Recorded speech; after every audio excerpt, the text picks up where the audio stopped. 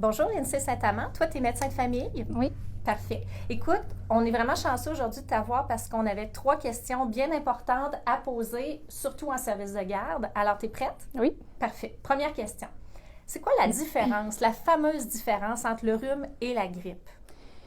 Entre le rhume et la grippe, en fait, c'est causé les deux par des virus.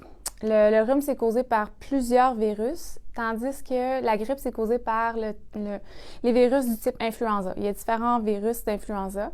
Les symptômes sont totalement différents entre les deux. Au niveau de la rhume, on parle de nez congestionné, nez qui coule, éternuement, un petit mal de tête, une petite toux, tandis que quand on parle pour le virus d'influenza, c'est des symptômes beaucoup plus sévères.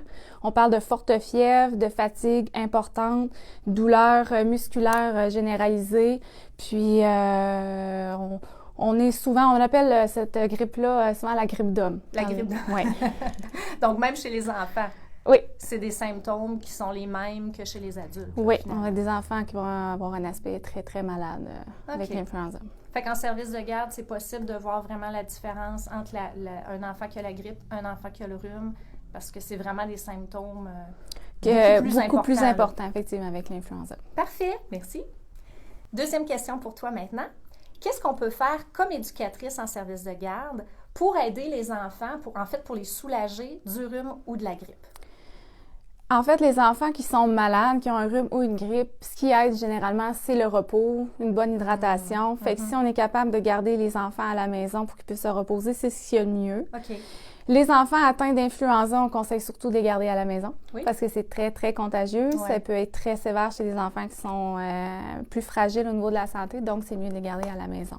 Oui, parfait. Bien, je pense que c'est le mot d'ordre, en effet. Merci. Troisième question, Lindsay.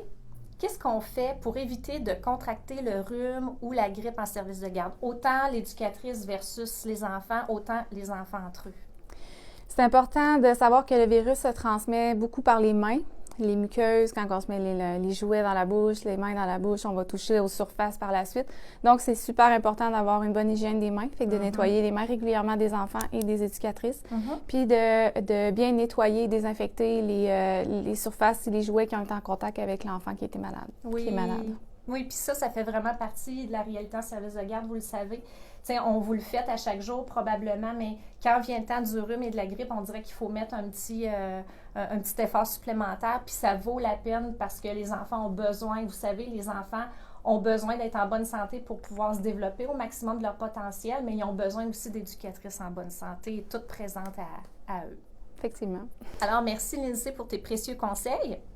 Et vous, eh bien, je vous invite à visiter notre plateforme au www.ciblepetiteenfance.com. N'oubliez pas qu'on a un essai gratuit. Alors, vous allez avoir accès pendant 7 jours à de la formation, des outils qui sont vraiment précieux, qui vont vous sauver du temps et l'agenda électronique, tout nouveau service. Alors voilà, sur ce, je vous dis à bientôt.